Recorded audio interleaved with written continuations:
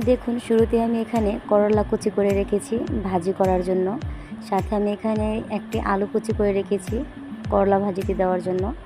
আর এখানে আমি ধুন্দুল কেটে রেখেছি, ধুন্দুলটা আমি রান্না করব তেলাপিয়া মাছ দিয়ে।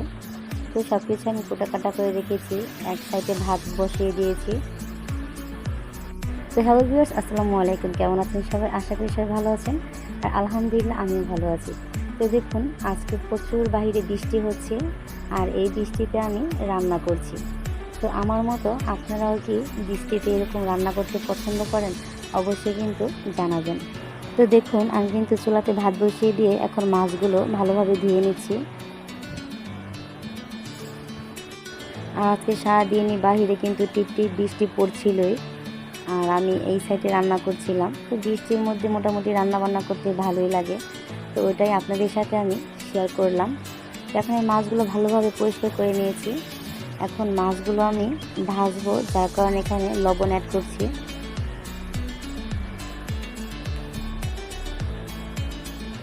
দিয়ে দিচ্ছি হলুদের গুঁড়া।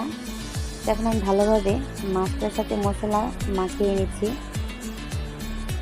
তো আমি এটা ভালোভাবে মেখে কিছুক্ষণের জন্য রেখে দিব।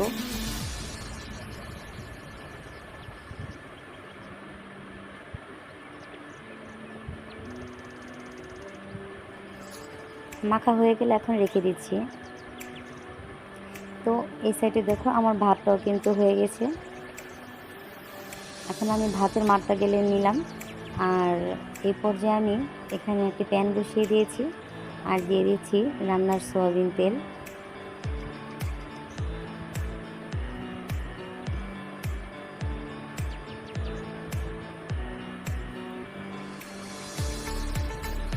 আমার আজকের ভিডিওটা যদি আপনাদের কাছে ভালো লাগে তাহলে কিন্তু অবশ্যই একটা সাবস্ক্রাইব করে দিয়ে যাবেন, আর লাইক কমেন্ট তো থাকছেই। তো এখন আমি তেলটা গরম হয়ে আসলে পেঁয়াজ কুচি আর কাঁচামরিচ দিয়ে দিলাম।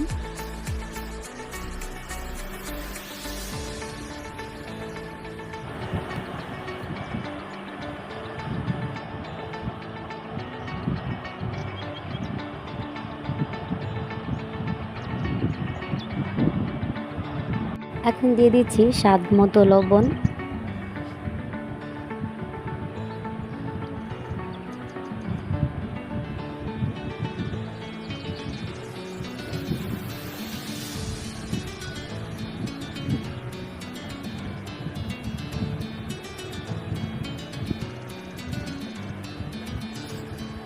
এখন দিচ্ছি সামান্য একটু আদা রসুনের পেস্ট। এখন এটাকে পেঁয়াজের সাথে ভালোভাবে একটু ভেজে নিচ্ছি।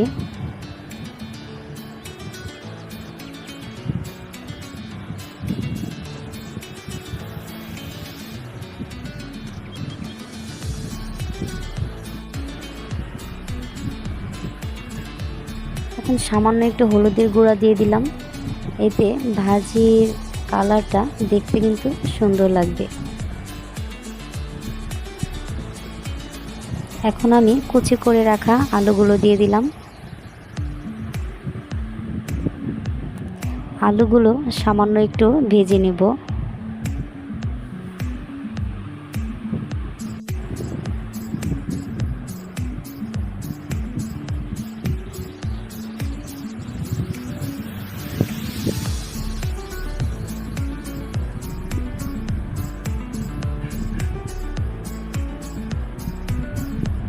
তো আমি মোটামুটি করে আলুগুলো ভেজে নিয়েছি। এখন করলা কুচিগুলো দিয়ে দিচ্ছি।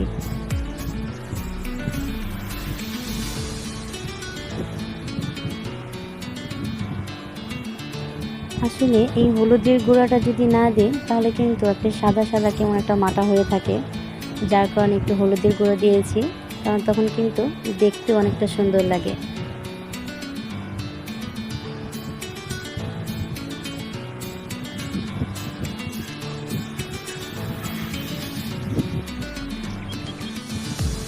দেখুন আমি ভালোভাবে উল্টে পাল্টে নাড়াচাড়া দিয়ে ভাজিটা করে নিয়েছি।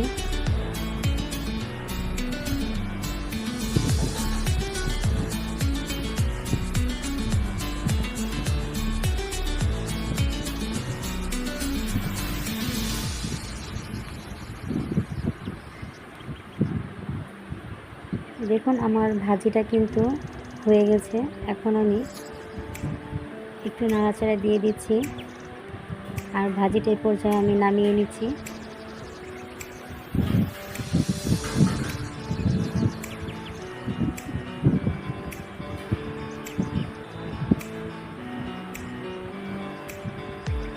এখন আমি প্যানটি আবারও বসিয়ে দিয়ে রান্নার সয়াবিন তেল দিয়ে দিলাম। এখন আমি মশলা মাখিয়ে যে মাছগুলো রেখে দিয়েছিলাম সেই মাছগুলো ভেজে নিব। এখন আমি এক এক করে মাছগুলো দিয়ে দিচ্ছি।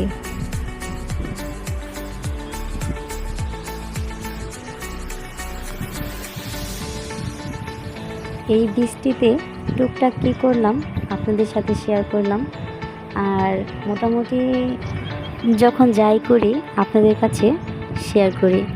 আর দেখুন এখানে আমার ছেলে ও নিজে নিজেই খেলছিল ওর গাড়িটা নিয়ে। তো আমি ওর দিকে ক্যামেরাটা ধরে রেখেছিলাম, যার কারণে ও আমার দিকে তাকিয়েছিল। ও আমার দিকে তাকিয়ে তাকিয়ে হাসছিল। আমার ছেলে আমাকে একেবারেই বিরক্ত করে না, আমি যখন কাজ করি ও ওর মতোই খেলাধুলা করে। তো দেখুন এখানে কিন্তু আমার এক সাইড মাছ ভাজা হয়ে গিয়েছে, আমি অপর সাইড উল্টে দিচ্ছি।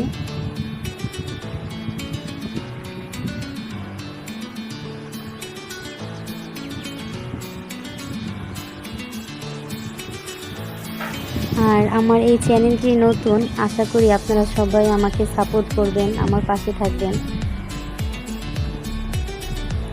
তাই আমি ভালোভাবে মাছগুলো ভেজে নিয়েছি।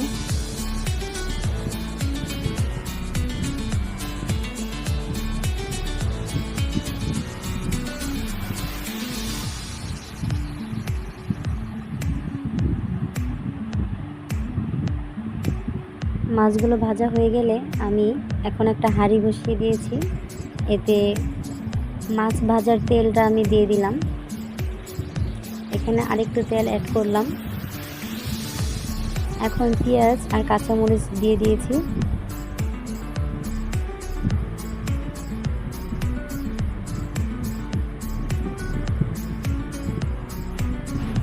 দিয়ে দিচ্ছি স্বাদ মতো লবণ।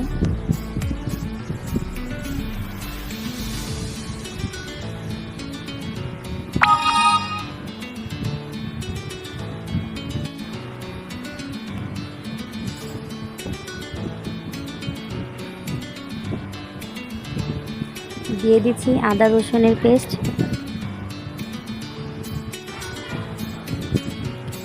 আদা রসুনের পেস্টটা আমি পেঁয়াজের সঙ্গে ভালো করে ভেজে নিচ্ছি।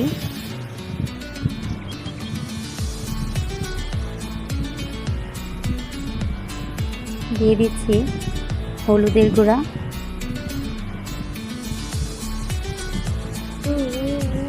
দিয়ে দিলাম 1 চামচ মরিচের গুঁড়া। ঝালটা আপনারা আপনাদের পরিমাণ মতো দিবেন। এখন দিচ্ছি সামান্য একটু পানি।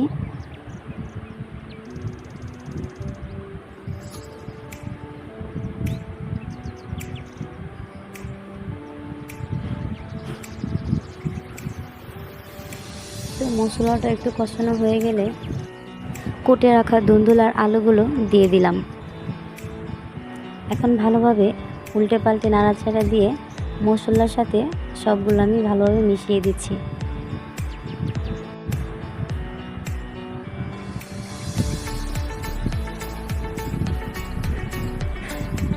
এখন আমি ঢাকনা দিয়ে ঢেকে দিলাম।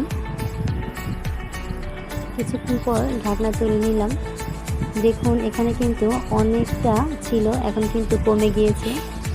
তো আমি এটাকে ভালোভাবে কষিয়ে নিচ্ছি।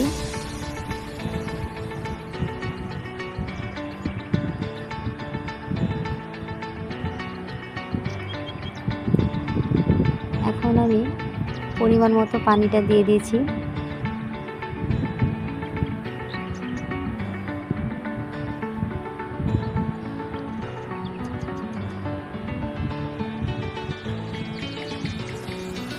এ পর্যায়ে আমি আবারও ঢাকনা দিয়ে ঢেকে দিব।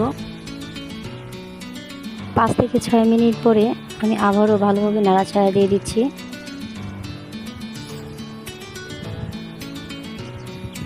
এই পর্যায়ে আমি মাছগুলো দিয়ে দিচ্ছি।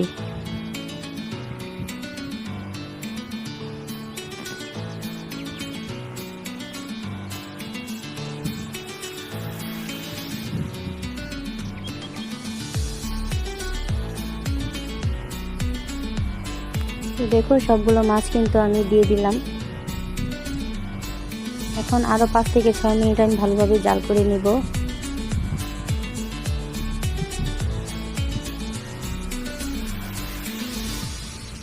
এই পর্যায়ে দেখুন যে বাহিরে কিন্তু এখনও টিপ টিপ বৃষ্টি পড়ছেই। তো এরকম আবহাওয়া আমার কাছে ভালোই লাগে। দেখুন ভালো করে খেয়াল করলে কিন্তু বোঝা যায় যে এখনও বৃষ্টি টিপ টিপ ভাবে পড়ছে। তো আমার রান্নাও শেষ পর্যায়ে। তো আমি যখনই রান্না করি আমার জানালার সাইডটা কিন্তু প্রাকৃতিক দৃশ্যগুলো উপভোগ করা যায়।